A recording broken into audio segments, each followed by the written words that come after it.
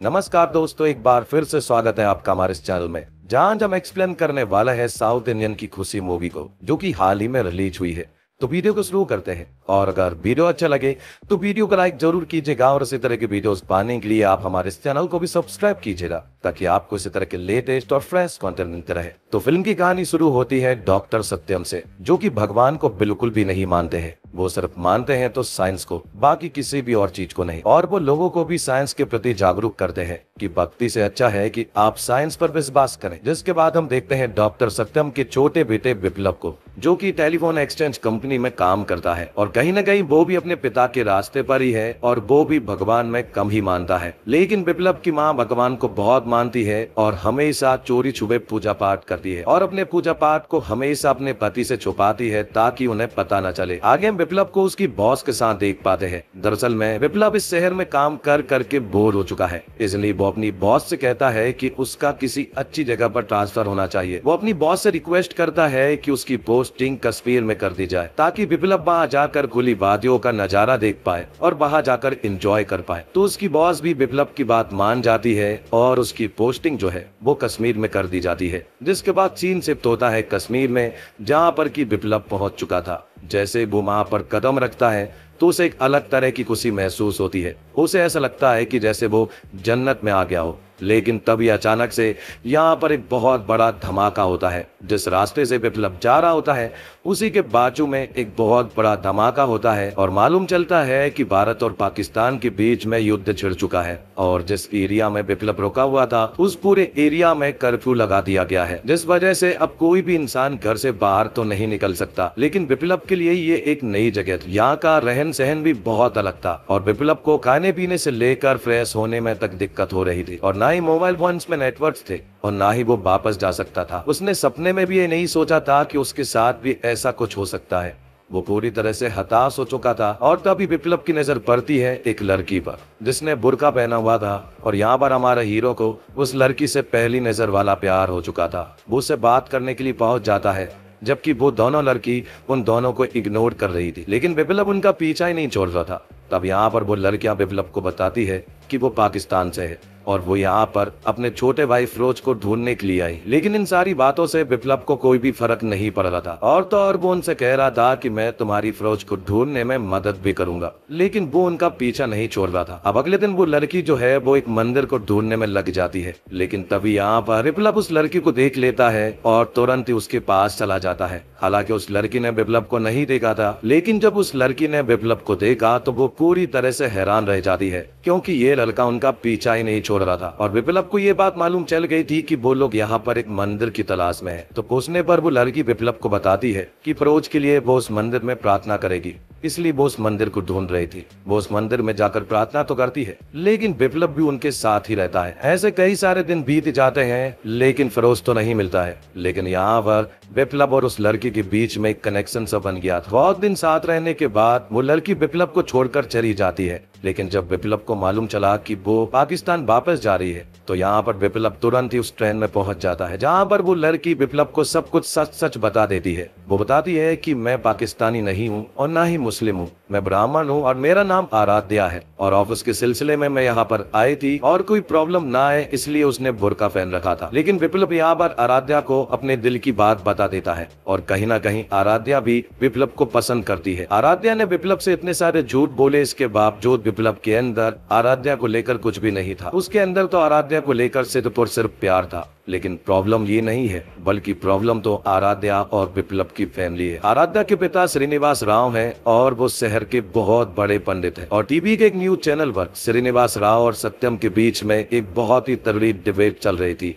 जिसमें कि एक भगवान को मानता है तो दूसरा सिर्फ और सिर्फ साइंस को मानता है। उनके बीच में एक झगड़ा सा हो चुका था, और ये सारी न्यूज विप्लव और आराध्या भी देख रहे थे। वो इन्हें देखकर समझ चुके थे कि हमारी शादी में बहुत सारी प्रॉब्लम्स आने वाली है। जिसके बाद आराध्या के घर के सीन को दिखाया जाता है, जहाँ पर कि हम आराध्या की दादी को देख पाते हैं। दरअसल आराध्या कश्मीर इसलिए गई थी ताकि वो अपनी दादी के घुटनों की एक चमत्कारी मंदिर में पूजा करवा सके। वहाँ दूसरी तरफ रात के टाइम में विप्लव अपनी माँ को आराध्या के बारे में बताता है। उसे आराध्या बहुत पसंद आती है, लेकिन जब विप्लव उन्हें बताता है कि ये श्रीनिवास राव की बेटी है, तो विप्लव की माँ पूरी तरह से शॉक रह जाती है। वो इस वजह से नहीं कि श्रीनिवास राव की बेटी आराध्या है, बल्कि इस वजह से क्योंकि विप्लव की माँ भी श्रीनिवास राव की बहुत बड़ी फैन है। तो विप्लव अपनी माँ की बात आराध्या से करवाता है और आराध्या जब यहाँ पर विप्लव की माँ से बात कर रही थी तभी उसकी दादी को मालूम चल जाता है कि दरअसल में वो किससे बात कर रही है। तब यहाँ पर आराध्या उन्हें सब कुछ सच सच बता देती है कि उसे एक लड़की से प्यार है और वो लड़का डॉक्टर सत्यम का बेटा है। और ये सुनकर तो उसकी दादी पूरी तरह से हैरान रह जाती है। आराध्या की दादी आराध्या से कहती है कि दुनिया में तुझे वही लड़का मिला प्यार करने के लिए जिस लड़के के पिता से तुम्हारा पिता फिलहाल तो सबसे ज्यादा नफरत करता है। और यहाँ दूसरी तरफ विप्लव अपनी बॉस को मनाने में लगा हुआ था क्योंकि वो अपना ट्रांसफर पुणे में चाहता था जहाँ पर की आराध्या और उसकी फैमिली रहती है। लेकिन ये पॉसिबल नहीं था। लेकिन बहुत सारे पापड़ बेलने के बाद उसका ट्रांसफर पुणे में हो जाता है। लेकिन प्रॉब्लम यह है कि आखिरकार वो लोग अपने फैमिली को कैसे बताए कि जिस फैमिली से वो रिश्ता जोड़ने के लिए जा रहे हैं वो फैमिली आपके फैमिली के रूल्स के पूरी तरह से अगेंस्ट है। लेकिन उन्हें बताना तो होगा। इसी बात पर यहाँ पर आराध्या और विप्लव चर्चा करते हैं और वो डिसाइड करते हैं कि वो आज ही अपनी फैमिली वालों को बताएंगे कि वो किससे प्यार करते हैं और उन्हें सपोर्ट करना ही होगा क्योंकि अपने बच्चों के लिए वो इतना तो कर ही सकते हैं। तब दोनों अपनी फैमिली वालों को बता देते हैं और दोनों फैमिली वालों की एक मीटिंग रखी जाती है जो कि बहुत ही प्रॉब्लम के बाद रखी गई थी। तो यहाँ पर श्रीनिवास राव और डॉक्टर सत्यम आमने सामने थे। जो कुछ भी बात होती वो अपनी एक दूसरे की बात को काट रहे थे और वो डिबेट पर साइंस और भगवान की बात को करना शुरू कर देते हैं। जबकि वो लोग यहाँ पर अपने बच्चों का रिश्ता तय करने के लिए आए थे। लेकिन न्यूज चैनल पर जो डिबेट हुई थी और वहां पर जो बात नहीं हो पाई थी, जो बातें रह गई थी, वो यहाँ पर कंप्लीट करने लगते हैं। और फिर जैसे ही मुद्दा शांत होता है तो यहाँ पर श्रीनिवास राव आखिरकार विप्लव की कुंडली देखते हैं क्योंकि वो शहर के सबसे बड़ी पंडित है, इसलिए कुंडली का देखना तो जरूरी है। और जब श्रीनिवास राव यहाँ पर कुंडली देखते हैं तो उन्हें मालूम चलता है कि विप्लव की कुंडली में दोष है और वो हमारी बेटी के साथ कभी भी खुश नहीं रह सकता और उसका सिर्फ एक ही समाधान है, हवन। अगर ये हवन हो जाता है तो मैं इस शादी के लिए पूरी तरह से रेडी हूँ। लेकिन एक इंसान अभी भी रेडी नहीं था और वो था डॉक्टर सत्यम। वो कहते हैं कि मैं ऐसी उल्टी सीधी बातों पर विश्वास नहीं करता हूँ, इसलिए ये हवन तो मैं नहीं होने दे सकता। और फिर से उनके बीच में डिबेट छिड़ जाती है। वो झगड़ा कर रहे थे लेकिन यहाँ पर विप्लव और आराध्या एक दूसरे को नॉर्मल करने की कोशिश कर रहे थे। अब जब वो लोग अपने अपने घर पहुंचते हैं तो आराध्या के घर के बाहर ही विप्लव खड़ा हुआ था। यहाँ पर आराध्या अपने पिता श्रीनिवास राव से कह रही थी कि वो विप्लव से बहुत ज्यादा प्यार करती है और हवन का होना इतना जरूरी भी नहीं है क्योंकि साथ में रहने के लिए प्यार ही जरूरी है। लेकिन ये सारी बातें श्रीनिवास राव को बहुत ज्यादा खराब लगती है और वो तुरंत ही अपनी बेटी आराध्या को घर से बाहर निकाल देते हैं। जैसे ही वो बाहर निकालते हैं तो विप्लव वहीं पर खड़ा हुआ था। यहाँ पर आराध्या गुस्से में विप्लव से कहती है कि मैं इनको दिखाकर बताऊंगी कि साथ में रहने के लिए हवन की जरूरत नहीं पड़ती है बल्कि प्यार की जरूरत पड़ती है और हम हमेशा साथ में रहकर इन्हें बताएंगे। तब वो डिसाइड करते हैं कि वो आज ही शादी करेंगे। ये सुनने के बाद विप्लव भी राजी था और वो यहाँ पर कोर्ट मैरिज कर लेते हैं। दोनों की फैमिली वालों ने उन्हें सपोर्ट नहीं किया था इसलिए वो यहाँ पर नहीं पहुंचे और उन लोगों ने उन्हें घर से भी बेदखल कर दिया था। मतलब कि अब विप्लव और आराध्या को अपने अलग घर में रहना पड़ेगा। तो वो लोग एक घर को रेंट पर लेते हैं और अपनी एक नई जिंदगी की शुरुआत करते हैं। कुछ दिन बीतते हैं और वो बहुत ज्यादा खुश थे। उन्हें इस बात का यकीन हो गया था कि साथ में रहने के लिए सिर्फ और सिर्फ प्यार की जरूरत पड़ती है, हवन अवन कुछ नहीं है और ना ही कुंडली को देखा जाता है क्योंकि वो दोनों इतने ज्यादा खुश थे कि वो एकदम परफेक्ट कपल थे। और फिर कुछ दिनों के बाद यहाँ पर आराध्या विप्लव को बताती है कि वो प्रेग्नेंट है और ये सुनने के बाद तो विप्लव बहुत ज्यादा खुश हो जाता है क्योंकि इस नन्हे मेहमान से उनकी फैमिली और भी ज्यादा कंप्लीट हो जाएगी। यहाँ पर विप्लव अपने दोस्तों को बता दिया था कि उसकी वाइफ प्रेग्नेंट है। लेकिन जब वो डॉक्टर के पास जाते हैं तो उन्हें मालूम चलता है कि यहाँ पर आराध्या का मिसकैरेज हो चुका है। उन्होंने अपना बच्चा खो दिया था। लेकिन डॉक्टर उन्हें समझाती है कि ये बहुत नॉर्मल है। लेकिन प्रॉब्लम ये नहीं है बल्कि प्रॉब्लम तो ये थी कि विप्लव के दोस्तों ने विप्लव और आराध्या के घर वालों को बता दिया था। और ये सुनने के बाद दोनों की फैमिली वाले भी बहुत खुश थे। वो तुरंत ही इनके घर पर आ जाते हैं क्योंकि ऐसे खुशी के माहौल में तो कोई भी किसी को भी माफ कर देता है। लेकिन जब दोनों फैमिली यहाँ पर पहुंचती है तो आराध्या के पिता और यहाँ पर डॉक्टर सत्यम को मालूम चलता है कि आराध्या का मिसकैरेज हो चुका है और उन्होंने बच्चा खो दिया है। ये सुनने के बाद श्रीनिवास राव जो है वो उनके ऊपर हावी हो जाते हैं। वो कहने लगते हैं कि मैंने पहले ही कहा था लड़के की कुंडली में दोष है और हवन होना जरूरी है। अब ये सारी बातें हो जाने के बाद अगले दिन से आराध्या और विप्लव के बीच में झगड़ा शुरू हो जाता है। विप्लव आराध्या से कहता है तुम्हें घर वालों को बताने की क्या जरूरत थी कि तुम्हारा मिसकैरेज हो गया है। लेकिन यहाँ पर आराध्या उससे कहती है कि मैं अपने परिवार वालों को धोखे में नहीं रखना चाहती। इसी वजह से उनके बीच में एक जोरदार झगड़ा होता है। अब उनके बीच में चीजें नॉर्मल नहीं रह गई थी। उनके बीच में हमेशा सिर्फ और सिर्फ झगड़े हो रहे थे। दोनों एक दूसरे से ठीक ढंग से बातें भी नहीं कर रहे थे। ऐसे बहुत सारे दिन बीत जाते और उनके बीच कुछ भी ठीक से नॉर्मल तो नहीं हो रहा था। यहाँ पर कहीं ना कहीं एक बात तो सच थी कि श्रीनिवास राव जो भी बोल रहे थे वो सही था कि लड़की की कुंडली में दोष है और हवन होना जरूरी है। लेकिन एक दिन झगड़ा हद से बढ़ जाता है और यहाँ पर आराध्या कमिटमेंट कर लेती है कि वो इस घर में अब ज्यादा दिन तक नहीं रह सकती, इसलिए अब वो घर को छोड़कर जा रही है। और यहाँ पर विप्लव उसे रोकने की कोशिश नहीं करता, बल्कि वो तो उसे और चिल्ला देता है। तो फिर आराध्या फौरन ही विप्लव के घर को छोड़कर अपने पिता के घर वापस चले जाती है। यहाँ पर आराध्या के जाने के बाद से विप्लव अब उदास रहने लगा था। उसका कहीं पर भी मन नहीं लग रहा था। उसे ऐसा लग रहा था कि कोई ना कोई तो कमी है जिस वजह से उसकी जिंदगी पूरी नहीं हो पा रही। उसे आराध्या की हद से ज्यादा याद आने लगी थी।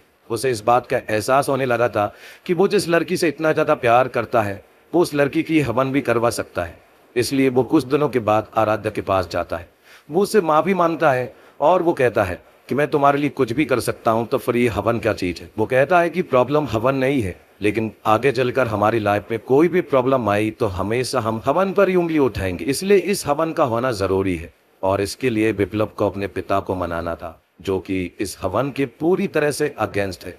यहाँ पर विप्लव अपने पिता के पास जाता है और उन्हें इमोशनल करके मना भी लेता है और आखिर में एक बहुत ही सुंदर हवन किया जाता है और जिसमें कि दोनों फैमिली के मेंबर्स मौजूद थे और दोनों फैमिली वालों ने एक दूसरे को एक्सेप्ट कर लिया था, जिसके बाद से ही आराध्या और विप्लव खुश रहने लगे थे और उनकी एक परफेक्ट लाइफ हो चुकी थी। तो दोस्तों, खुशी एक अच्छी और फील गुड टाइप फिल्म है, लेकिन इन सबसे अलग हटकर सोचे तो ये कहीं से भी लीक से हटकर प्रेम कहानी नहीं है। हालांकि विजय देवरकोंडा और समंता रूथ प्रभु ने अपना काम बखूबी किया है, इस कारण आप उनकी फिक्र करते हैं कि उनके साथ क्या हो रहा है। दोनों केमिस्ट्री सहज लगती है, यहाँ तक कि उन सीन्स में दोनों प्रभावित करते हैं जहाँ वो एक दूसरे की एक नजर भी बर्दाश्त नहीं कर पाते। विजय देवरकोंडा ने विप्लव के किरदार में एक बच्चे जैसे इंसान को खूब एंजॉय किया, जबकि आराध्या के रोल में समंता ऐसी लड़की है जो सिर्फ खुश रहना चाहती है। विजय देवरकोंडा एक्शन सीन से लेकर कॉमेडी में भी अपनी छाप छोड़ते हैं। फिल्म के डायरेक्टर शिव ने कुछ ज्यादा ही सहज रखने की कोशिश की है,